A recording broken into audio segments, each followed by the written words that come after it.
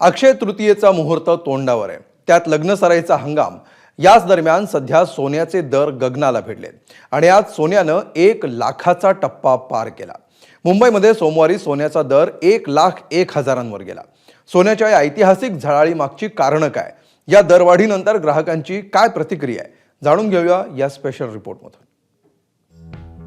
1,01,000 रुपये सोन्याचा प्रति 10 ग्रॅम साठीचा हा आजचा दर।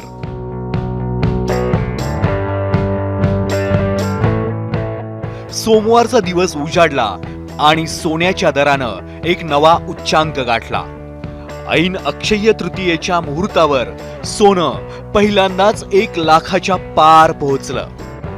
मुंबईतला सोन्याचा दर 1,01,000 रुपये, पुण्यामध्ये 99,100 रुपये, नाशिकमध्ये 99,900 रुपये, बुलढाण्यात 1,00,000 रुपये, जळगावात 99,600, छत्रपती संभाजीनगरमध्ये 99,500 आणि रत्नागिरीत 1,01,000 रुपये। महाराष्ट्रातल्या या काही महत्वाच्या शहरांमध्ये सोनं 1 लाखाच्या पार पोहोचलंय, तर काही शहरात लाखाच्या उंबरठ्यावर आहे। फिलहाल मुंबई में 1,01,000 कीमत है। 1,01,000 की कीमत है। इतना बड़ा जो चढ़ावा है, इसके पहले कभी नहीं देखा होगा। बिल्कुल नहीं, हमने भी नहीं देखा, हमने सोचा भी नहीं कि ट्रम्प के जो ड्यूटी बढ़ाएंगे उस तरह से सोना बढ़ेगा और वॉर से भी इस तरह से सोना बढ़ा है। सुवर्णनगरी जळगाव मध्येही सोन्याचे दर 1 लाखाच्या घरात पोहोचलेत। चीन आणि अमेरिकेचा असलेला संघर्ष याचा अल्टिमेट जागतिक बाजारावर परिणाम हा होतोच। ग्राहक म्हणून आपलं काय परिणाम होतोय? तर ग्राहक म्हणून त्या अल्टिमेट त्याच्यामुळे सोन्याचे भाव वाढत आहेत। तर सोन्याचे भाव वाढत आहेत, तर पण जरी वाढत आहेत तरी सोनं खरेदी करणं योग्यच आहे। आणि मी तर म्हणतो, सर्वांना सांगेल की SIP सारखं जर सोन्यामध्ये असेल तर तुम्ही ते कंटिन्यू चालू ठेवा, थांबवू नका। पण सोन्याचे दर लाखावर पोहोचले असले तरी सोन्याच्या खरेदीत मात्र घट झालेली नाही। नाशिकमध्ये आज सोने खरेदीसाठी ग्राहकांचा उत्साह पाहायला मिळाला।